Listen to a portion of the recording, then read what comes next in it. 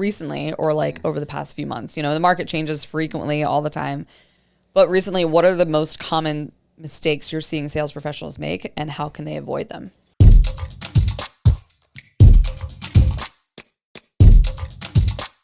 I think the number one thing that's stopping people from having ultimate success right now is their inability to close. I think that's what's happening. And I'll give you an example of how this happens in new home sales. When if you think about every single buyer that's ever come into our model homes, every single buyer that's ever come in to any model home in any area, in any existence, or if you don't have a model home, if you're at a sales center or a call center or whatever, like every time a prospect is in contact with a new home sales professional, they only want one thing. That's it. Information. That's it. And so what makes us valuable is we have the information that they need. We have it. They want it. The more information we give them, the less valuable we are in their eyes. Now, salespeople don't understand this concept. They give away all their information, thus draining their value without closing. So now the buyer leaves, has all the information they need to make a decision without the sales professional.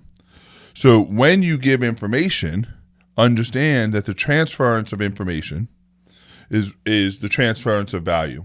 And so there's a really fine line between when I give you information, I have to close you on that information. And so basically, for me, there's three main topics of information customers are looking for. That is home type, home site, home price. So when I close you on the home type, the Azalea, the Wentworth, the whatever, like we find and discover, I do all the discovery questions, all the exploration questions to find the one that's for you, and we pick a home site, I got to close you on it. Because if I don't, now they have this information and they don't need me as much. Then there's home site. So, we find the Wentworth and it's on lot 47 in this community. And all right, well, great. Now they have this information. You better close them on it. The minute I give them the home price, the second that last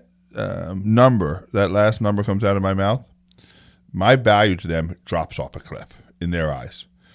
And so what we see is people giving all three of these pieces of information, helping the customer uncover these three pieces of information, giving them clarity on it, and then not closing on it. And now the customer leaves and never comes back. And the reason they don't come back is because they don't need the salesperson anymore in their eye. It doesn't matter what the salesperson believes. In the perspective of the buyer, they don't need you anymore. And so now you're trying to follow up. You're like trying to call them, but with what? You already spilled your popcorn in the lobby. So when you give them information, the return on investment of me giving you information is that I'm going to close you on it. And then when I get to that last close, whether it might not be price, it might be something else, but the minute I give you that last piece of information, I better be ready to close the deal. Because if I don't, your probability goes off the cliff. And I think that's the number one thing that we see that's stopping salespeople from being successful right now.